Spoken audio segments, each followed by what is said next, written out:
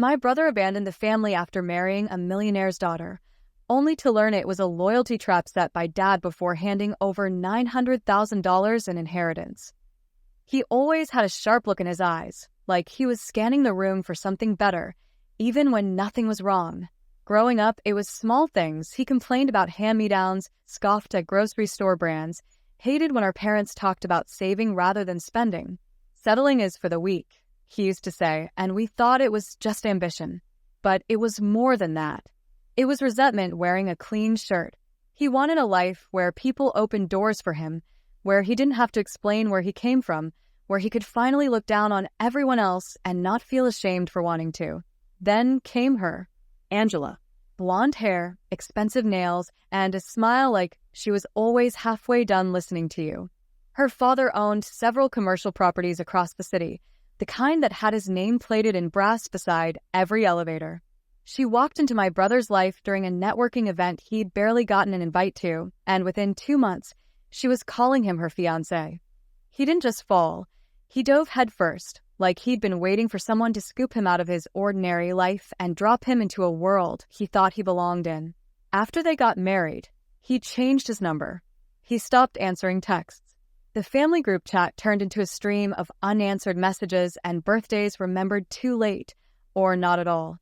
When Mom broke her leg, he didn't visit. When Dad had surgery on his spine, he sent a short message. Hope he recovers soon, but I'm busy handling property matters with Angela's father. We weren't even worth a phone call. Every time we reached out, he'd brush it off with phrases like, I'm building something bigger, or you'll understand when you stop thinking so small. What he never saw coming, what none of us told him, was that Dad had already set the wheels in motion. A year before the wedding, Dad started revisiting his will. Not because he was dying, but because he knew what was coming. He'd seen the change in my brother, the greed creeping past the ambition, the arrogance that replaced loyalty. So, he did something that seemed cruel to anyone who didn't understand the reason behind it. He created a clause, a 12-month silent test. Whichever child stands by this family in word and deed for the next year inherits everything. Abandonment voids the claim. There was no public announcement, no dramatic warning, just quiet watching. And waiting. I stayed. Not for the money. I didn't even know about it until the lawyer read the terms. I stayed because someone had to take Dad to his doctor appointments, help Mom with the bills when things got tight, and fix the fence when the storm hit last spring. It wasn't glamorous and nobody posted about it online, but I was there. Through the arguments, the silences, the long nights. My brother wasn't. 12 months passed. Not a single visit. Not a single word that wasn't tied to some excuse. And then, just like that, he showed up at Dad's lawyer's office when the final will was to be read. He wore a charcoal suit with polished shoes, the kind that left no scuff marks behind. Angela sat beside him, her wrist weighed down with a bracelet that probably cost more than our car. They came in smiling, confident, like they were about to collect a check and get back to their brunch reservations. The lawyer opened the envelope in the center of the table, looked at all of us, then began to read. My brother leaned back in his seat, fingers interlocked behind his head, smug and sure of what was coming. The first lines were straightforward. Total inheritance, $900,000. Dispersal to begin immediately following final approval. His grin widened, until the next part came. Funds to be distributed solely to the child or children who, in the 12 months following July 3rd, demonstrated consistent support, physical presence, and emotional loyalty to the family unit as defined by the clauses agreed upon in Section 4. The lawyer paused. My brother leaned forward. "What does that mean?" he asked, voice sharper now. "It means," the lawyer said, sliding the papers across the desk, "the inheritance has been redirected due to voluntary abandonment of familial duties. You forfeited the claim by failing to meet the requirements." Angela's mouth dropped open. My brother blinked, stunned, as though the air had been ripped from the room. He looked at Dad, then at me, then back at the lawyer, waiting for someone to say it was a joke. No one did. He wasn't even in the backup clause. He didn't speak at first. Not when the lawyer finished reading. Not when the papers were signed. Not even when Angela turned toward him and whispered something low and sharp that only he could hear. He just stared at the table, his fingers tightening around the edge like he could squeeze answers from the grain of the wood. The silence hung heavy, thicker than tension. It was realization, finally settling where ego used to be. But by then, it was far too late. Angela stood up before he did. She adjusted her coat, muttered a half-hearted "thank you for your time" to no one in particular, and left the office without waiting for him. The door closed behind her with a sound that seemed louder than it should have been. My brother sat still for a few more seconds, like he needed to confirm this was real, that his carefully built illusion had been shattered not by betrayal, but by his own choices. Then he looked at me, not with anger, not even with regret. It was confusion, like he couldn't understand how we'd managed to move forward without him. His voice finally broke the silence. "You knew about this?" he asked. I nodded once, no explanation given. He didn't deserve one. He didn't earn the truth because he hadn't stayed to witness any of it. "You let me walk away," he said, trying to hold on to something that might shift the blame. "You didn't try to stop me." "There's nothing to stop," I answered. "You made your decision. We didn't throw you out. You walked." He stood then, slower than usual, the arrogance stripped from his posture. The man who had walked in wearing pride now looked like someone had pulled the ground out from beneath his feet. He left the room without another word. Not to Dad. Not to me. He just disappeared again, this time not to something bigger, but because there was nothing left to take. Dad didn't gloat. He didn't even look pleased. There wasn't satisfaction in what happened, only quiet disappointment. After all, he had hoped, even if he never said it, that my brother might surprise him. That maybe he would realize before the deadline that money wasn't the measure of loyalty. But that didn't happen.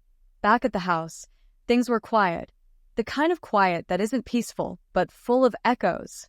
Mom didn't bring up what happened, but I saw her rereading the letter Dad had written to accompany the inheritance. It was short, just a few lines about how family is proved by action, not blood alone. That love is visible when it stands in the hardest hours, not when fortune calls. I used part of the money to clear their debt. Hospital bills, mortgage, all of it. Not because it was some reward, but because I knew it would have been me anyway, regardless of a clause. The rest stayed untouched, locked away in an account with both their names on it. The money wasn't the point. It never had been. But of course, nothing stays quiet forever. 2 weeks after the reading, he came back. It wasn't dramatic. He didn't storm in. He parked down the street and walked to the house like a stranger unsure if he was allowed on the property. When I opened the door, I saw the hesitation in his step, the calculation behind his eyes. He wasn't here for forgiveness. He was here to try again. "Can I talk to Dad?" he asked. I leaned against the doorway. "He's resting. I just want 5 minutes." "You had 12 months. That made him flinch. Not visibly, but I saw it. A small twitch in his jaw. He looked past me, toward the hallway. "I messed up," he said finally. "I didn't think it would go that far. Angela, she kept telling me I needed to distance myself. That being too close to you all would make me look less serious. Less successful. So you listened." I thought it was the right move. Her father respected that kind of separation. I stepped outside, closing the door behind me. "And where is she now?" He didn't answer. He didn't need to. The silence did it for him. He sat down on the steps, elbows on knees, hands clasped. She said the money was already gone, that I was wasting time with people who couldn't help me grow. I sat beside him, not to comfort, but to listen. "She laughed when I told her I lost the inheritance," he continued.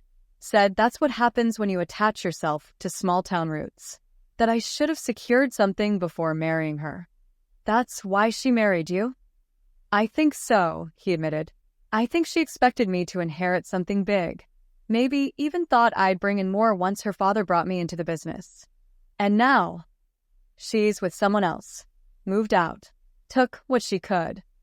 He didn't cry, but his voice dropped into something raw. Not broken, but stripped of every layer he'd put up. This wasn't a man who abandoned birthdays and skipped surgeries.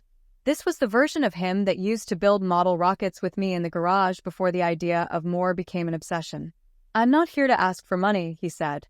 "I just needed to talk to someone who remembers who I used to be." I didn't give him sympathy. That wasn't mine to give. Dad gave you that chance. You turned it down.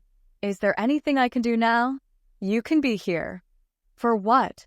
For when they need someone to pick up groceries, to help carry things upstairs, to fix what breaks. It's not glamorous. There's no applause, but it matters. He nodded, not arguing, not trying to twist it into something larger.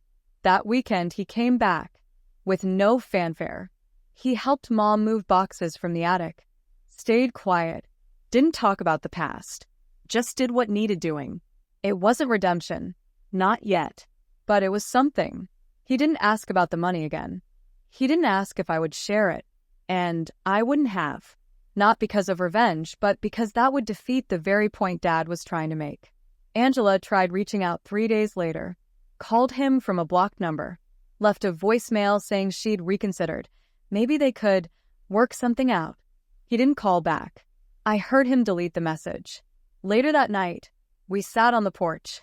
He stared out at the street like he was still searching for something beyond it. I asked him why he stayed this time. "I thought about that lawyer's office," he said. "The way you all looked so calm, like you already knew what mattered.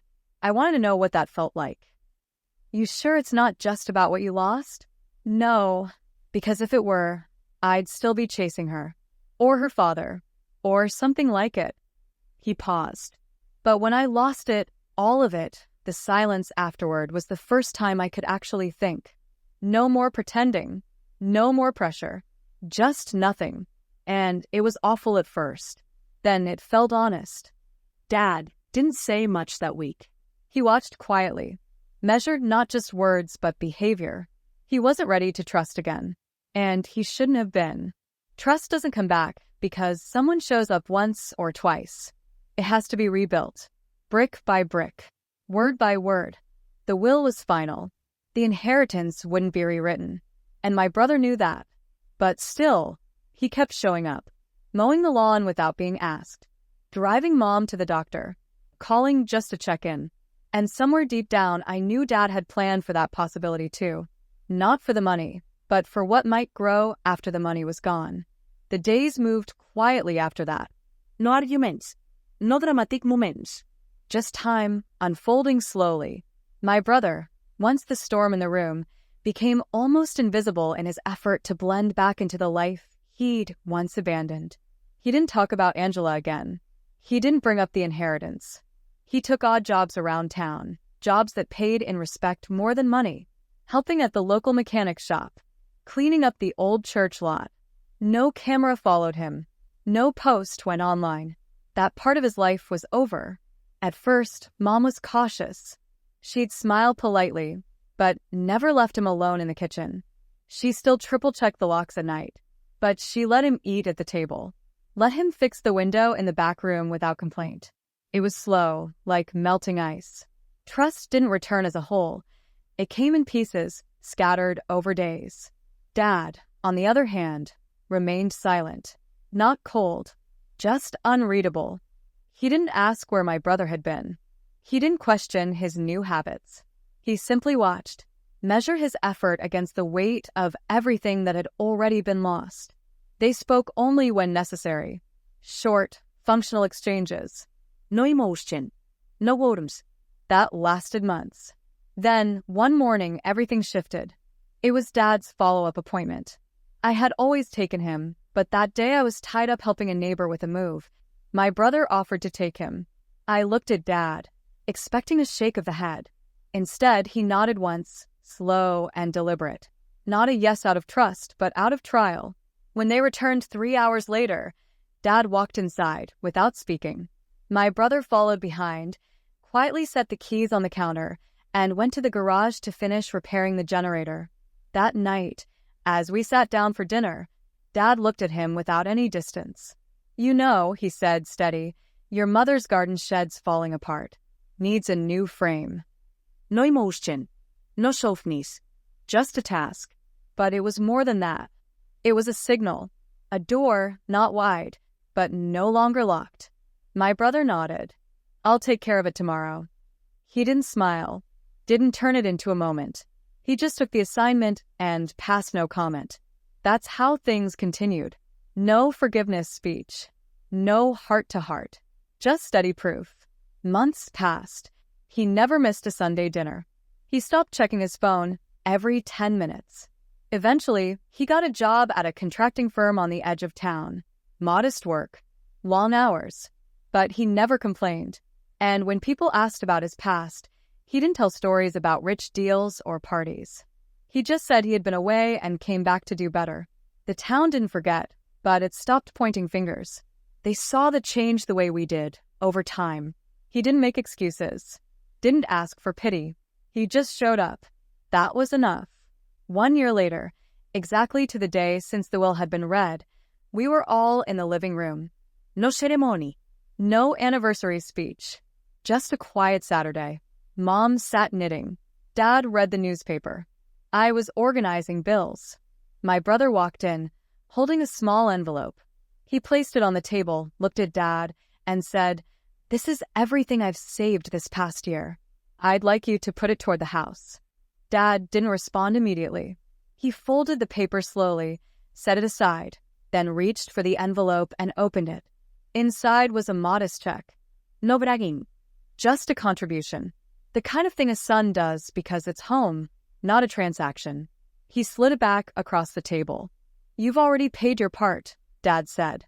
Then he stood and walked outside. My brother didn't follow. He just nodded and sat down across from me. "No pride." Just peace. That night, Dad called me into the garage. He handed me a folder. "There's one last thing," he said. I opened it. Inside were revised documents. A new will, signed, dated 2 weeks ago. "You're still the executor," he said, "but now it's split. Half and half. No close. No test." I looked up unsure. "He earned it," Dad said. "Not the money. The place. That's all this ever was about." I didn't argue. I understood. 3 years later, Dad passed quietly in his sleep. No hospitals. No machines. Just a final breath in the house he built, surrounded by those who stayed. The funeral was small, simple. My brother stood next to me, not needing direction. He shook hands with everyone, held Mom's arm as we walked to the grave, spoke only when needed. No speeches. No performance. After the burial, we returned home. The house was filled with food from neighbors. Condolences. Cards. That night, we sat around the table, just the three of us. Mom. My brother. Me. He raised his glass of water. To Dad, he said, who saw everything before we did. And for the first time since he returned, I saw something in him that had never existed before. Stillness. Not regret. Not guilt. Just stillness. He wasn't trying to prove anything anymore. He wasn't chasing the past. He was exactly where he needed to be. In the following months, we handled everything quietly. The house was paid off. Mom chose to stay, said she felt closer to Dad there. My brother moved into a small place nearby. 2-bedroom, no flash. He fixed it up himself, built shelves, painted the walls. It became his. I visited often. Sometimes we said nothing for an hour, just watched the news or worked on small repairs. There was no rush anymore. The money wasn't touched for a long time. When we finally used it, it went toward what mattered.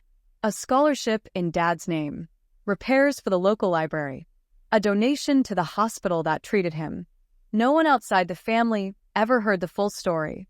They didn't need to. What mattered stayed with us. And my brother never left again.